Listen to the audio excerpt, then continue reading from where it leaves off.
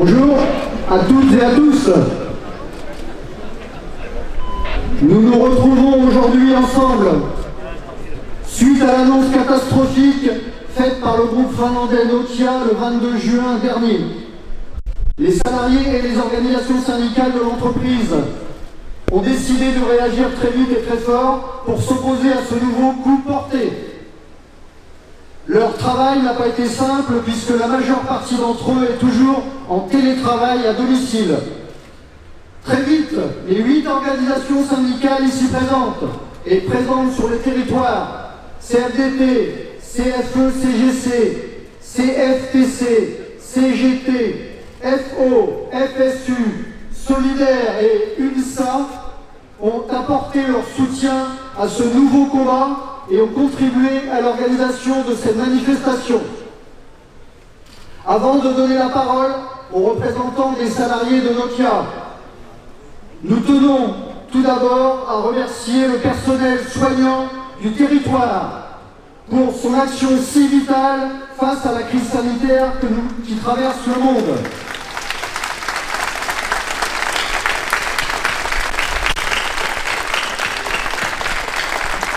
Ainsi,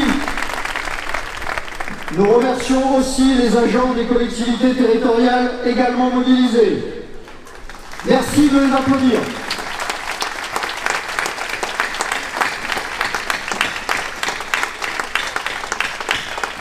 Par respect pour ces femmes et pour ces hommes qui nous soignent, et aussi parce que nous devons collectivement nous protéger, nous vous demandons de respecter au maximum les gestes barrières pendant cette manifestation. Le port du masque est important, car les règles de distanciation sont compliquées à respecter ici. Des masques et du gel sont disponibles sous le barnum rouge à droite derrière le bilboquet. Vous pouvez aller vous en demander.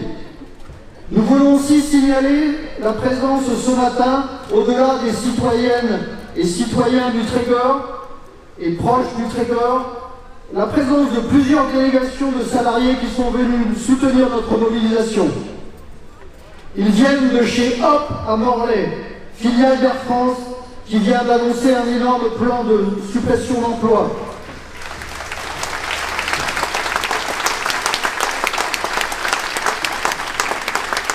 Ils viennent de SBFM, la fonderie Lorient, filiale du groupe Renault qui a mené un combat gagnant très récemment.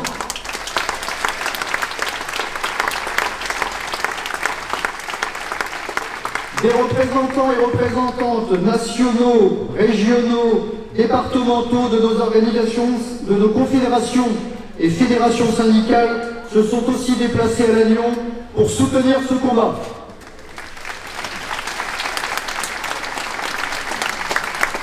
Bien sûr, et certains d'entre eux ou d'entre elles ont réagi très vite à cette annonce et nous les en remercions, beaucoup d'élus politiques, dont les maires, les élus de l'Agglo, du conseil départemental, de la région Bretagne, les députés, les sénateurs et sénatrices sont avec nous aujourd'hui.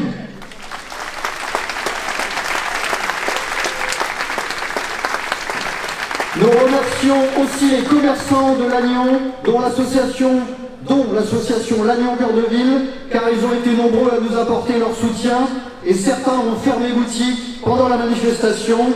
Nous savons que la période est très compliquée pour eux aussi. Merci.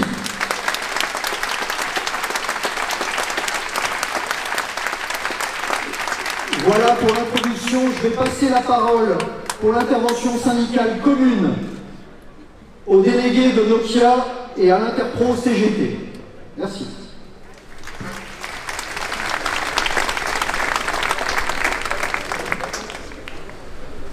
L'aventure des télécoms à Lannion a commencé par la volonté d'un homme, Pierre Marzin, alors directeur général des communications.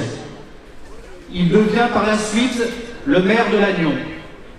Il fut l'initiateur du développement économique du Trégor dans les années 1960 en obtenant l'implantation d'un établissement du CNET, le Centre national d'études des télécommunications, à Lannion. C'était le temps où l'État prescripteur prenez des décisions politiques pour l'aménagement du territoire français. Les innovations technologiques du Québec deviendront des produits phares de l'industrie française. L'opérateur unique définirait son besoin et en sous-traiterait la réalisation aux industriels venus s'installer dans le Trégor, de Guingamp à Tréguier. Grâce à ce modèle, la France et le Trégor sont devenus initiateurs et leaders dans des domaines d'avant-garde. D'abord la téléphonie numérique, puis le RNIS et le Minitel dans les années 80, et le haut débit au début des années 90. Cette réussite ne s'est pas faite sans soubresaut. On se rappelle la fermeture des usines de fabrication. Celles-ci sont passées d'un développement fulgurant à une lente érosion rythmée par les bulles sociales. En parallèle, les activités de recherche et développement et les fonctions liées à l'exportation se sont développées. Tréguier est devenu un des ports exportateurs les plus importants de France avant la décision de décentraliser les fonctions export vers Paris. Dans les années 90, l'industriel CIT Alcatel, dont l'Agnon est la locomotive, exporte sur les 5 continents. L'optique est aussi le fleuron des laboratoires du CNET. Son industrialisation, démarrée à l'Agnon, se fait dans les équipes transmission d'Alcatel. Mais un fait majeur va lézarder l'édifice.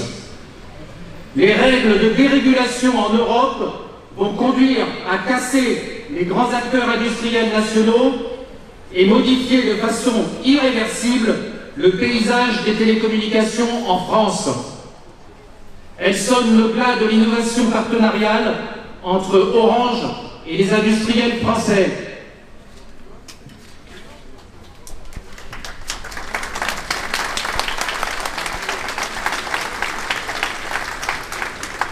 Alcatel va morceler de plus en plus les développements de ces nouveaux produits. Elle ouvre des sites dans des pays moins disants socialement et les met en concurrence pour réduire les coûts des produits et augmenter les profits. Cette politique conduit à une lente érosion des activités en France. Alcatel retire à l'Agnon sa liberté d'innover. À la fin des années 90, l'Agnon participe au boom de l'optique.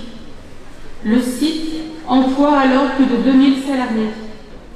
Puis, c'est l'éclatement de la bulle Internet qui entraîne la quasi-disparition des télécoms optiques sur le site d'Alcatel. La théorie des entreprises sans usine, les externalisations, les délocalisations provoquent des restructurations qui touchent durement l'Agnon. Les équipes se reconvertissent dans des activités réseau mobile à partir de 2000. En 2007, la fusion d'Alcatel-Lucent a conduit à une nouvelle réduction de 25% des emplois sur le site. Dans le même temps, elle a diminué la gouvernance française. L'Agnon est encore un centre important, mais non essentiel du nouvel ensemble. Il est de moins en moins partie prenante dans les décisions stratégiques du groupe. Puis vient l'achat d'Alcatel-Lucent par Nokia en 2016. Un des intérêts de Nokia était l'accès au marché nord-américain, mais aussi la mainmise sur ses brevets. Nokia s'engage, devant le gouvernement français, à maintenir les effectifs de R&D en France. Des jeunes ingénieurs sont embauchés et viennent s'installer à l'Agnon. En parallèle, Nokia déclenche 3 plans sociaux successifs et licencie les salariés des fonctions de service et de support. Aujourd'hui, en juillet 2020, la crise Covid montre l'importance des réseaux Internet et téléphoniques, l'importance de la proximité des équipes, les risques de perte d'indépendance via les délocalisations à outrance. Et alors même que la crise Covid n'est pas encore terminée, Nokia se considère libéré de ses engagements et veut déclencher un 4e plan social d'une ampleur et d'une violence jamais connues.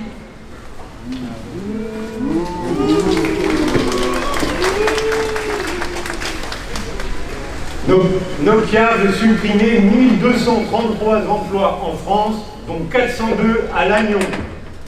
C'est injustifié, intolérable, incompréhensible et insupportable.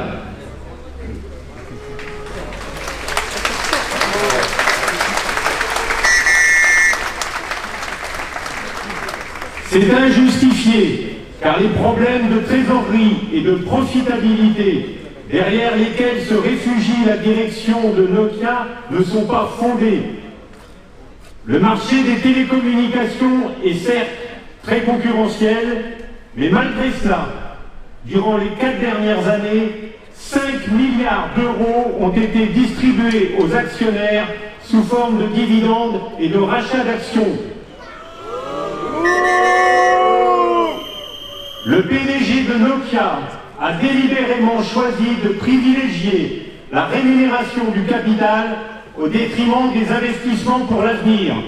Les salariés n'ont pas à payer la gabegie orchestrée par la direction.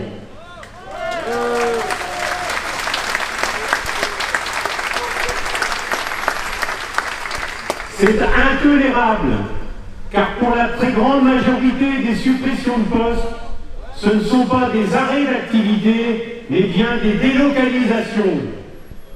Les activités partiraient vers la Chine, l'Inde, le Canada, la Finlande, l'Allemagne, la Pologne, la Hongrie, la Roumanie. Contrairement à ce que le président de Nokia France déclare, les évolutions des métiers ne sont pas la principale cause du plan social. En fait, Nokia souhaite abandonner la France. Et cela après avoir profité pendant 4 ans de plusieurs centaines de millions d'euros du crédit impôt recherche, le fameux CIR qui abaisse de façon importante le coût de la R&D en France. C'est incompréhensible, car les compétences des salariés français sont reconnues. En recherche et développement, les collègues sont engagés sur les projets 4G, 5G, cybersécurité, des projets d'avenir pour le groupe. Dans les métiers support, par la recherche de nouveaux marchés, par le suivi des contrats signés et de la réalisation des commandes, les salariés permettent à Nokia de réaliser son chiffre d'affaires. Les suppressions de postes impliqueraient forcément des retards sur la réalisation des programmes et des risques sur les résultats de l'entreprise. C'est insupportable, particulièrement insupportable par le désastre humain que le projet de Nokia entraînerait. Pendant les 3 dernières années, des efforts importants ont été déployés pour démontrer les atouts que représente le fait de travailler dans le Trégor, une entreprise technologique de pointe installée dans une région où les conditions de vie et de travail remarquables permettent une excellente productivité. Parmi les nouveaux embauchés, 200 personnes en 3 ans. Certains sont dans des équipes sacrifiées alors qu'ils sont encore en période d'essai. Ils ont été utilisés par Nokia pour remplir les engagements. C'est écœurant et particulièrement cynique. C'est une trahison. Trahison envers les salariés, trahison envers le territoire, trahison envers les pouvoirs publics. L'Union européenne, le président de la République, des membres du gouvernement ont été acteurs lors du rachat d'Alcatel-Lucent par Nokia. Ce non-respect d'engagement balayé par Nokia renforcerait encore plus chez les citoyens le sentiment d'impuissance des pouvoirs publics face aux multinationales. C'est un danger pour la démocratie et pour l'économie des territoires, mise en danger en permanence. Le pouvoir politique doit agir contre cette trahison. Ce 4e plan de suppression d'emplois de l'ère Nokia serait-il l'ultime étape avant la fermeture de Lannion? La menace est réelle. Après l'hôpital et Orange, Nokia est le 3e employeur du bassin. Si le projet de Nokia se réalisait, c'est plus de la moitié des emplois du site qui disparaîtraient. la technopole se retrouverait déstabilisée. Lannion, bassin historique des télécommunications, perdrait une partie de son identité. Si le projet de Nokia, car aujourd'hui, l'objectif du combat des salariés, avec le soutien de la population du Trégor et de ses élus, et vous en êtes acteurs ici, aujourd'hui, est le retrait de ce plan et le maintien des emplois chez Nokia à Lannion.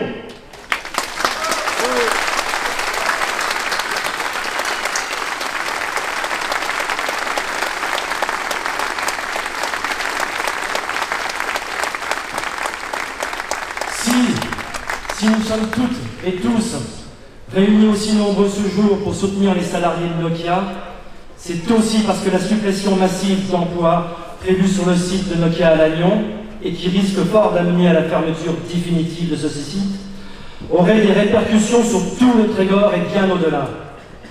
Un emploi industriel supprimé dans une entreprise, c'est entre 3 et 5 emplois menacés sur le bassin de vie. Et la disparition d'une entreprise majeure, c'est tout l'équilibre du territoire qui est touché. D'abord, c'est le départ d'un grand nombre de jeunes et la perte du savoir-faire des plus anciens. C'est l'emploi des conjoints aussi. Pour une entreprise comme Nokia, ou Orange d'ailleurs, c'est le départ programmé d'entreprises filiales et sous-traitantes directes. Et c'est aussi des baisses d'activité d'emploi dans la sécurité, le nettoyage, la restauration ou l'entretien du site. Nous refusons le départ de familles entières avec les impacts sur les commerces, les services et services publics. Et bien sûr, particulièrement, les écoles de nos communes qui ferment progressivement et dont beaucoup ne résisteraient pas à d'autres fermetures de classes ou baisses d'enfants scolarisés. Il y aurait aussi un impact pour les collèges, les lycées, les UT, les SAT, y compris dans la capacité d'accueil d'apprentis, dans une période qui s'annonce très difficile pour l'accès des jeunes à l'alternance et à l'emploi, du fait de la crise sanitaire. Ce serait aussi un coup dur pour l'hôpital de Lannion-Trestel, déjà fragile, et pour tout le secteur de la santé du Trégor. Ce serait un coup porté au dynamisme culturel, sportif et associatif local, et c'est accentuer le vieillissement de la population qui nous amènerait à un territoire de retraités, de résidents secondaires et d'accueil touristique saisonnier. Nous le savons, beaucoup, dont les élus locaux, se battent au quotidien pour renforcer l'attractivité de notre territoire à tout point de vue et développer des emplois. 400 emplois à Lannion, à Nokia, c'est donc près de 2000 emplois menacés, et le double si le site disparaît. Il n'y a donc pas d'autres alternatives à court terme, et c'est bien l'annulation de son plan qu'il faut obtenir.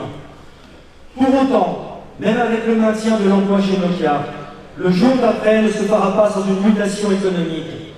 Les pouvoirs publics, associés aux entreprises privées, doivent être moteurs dans l'aménagement du territoire, l'innovation, l'investissement industriel et l'encouragement aux créations de TPE et PME.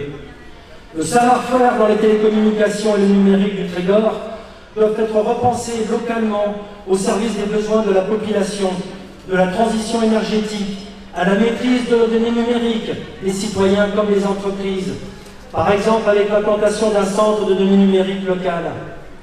La crise Covid montre aussi nos faiblesses en termes de dépendance industrielle, mais aussi alimentaire. Notre territoire peut contribuer à diminuer ses points faibles. Nous en avons le potentiel. Déjà, notre position géographique, avec l'une des plus vastes zones nationales de potentiel éolien flottant au large de nos côtes. Le développement du solaire, facilité par une production locale de panneaux. Le développement des circuits courts, y compris énergétiques. C'est aussi la pépinière d'entreprises innovantes, souvent d'anciennes jeunes pousses du CNET, puis d'Orange Labs ou d'Alcatel. En s'appuyant sur les synergies et coopérations existantes, notre savoir-faire, notre tissu industriel et le soutien fort des collectivités dans l'aménagement de notre territoire, un projet global mais local pour le Trégor est possible, qui ne dépendrait plus alors que de la seule stratégie du profit maximal des multinationales, qu'elles soient de Finlande ou d'ailleurs.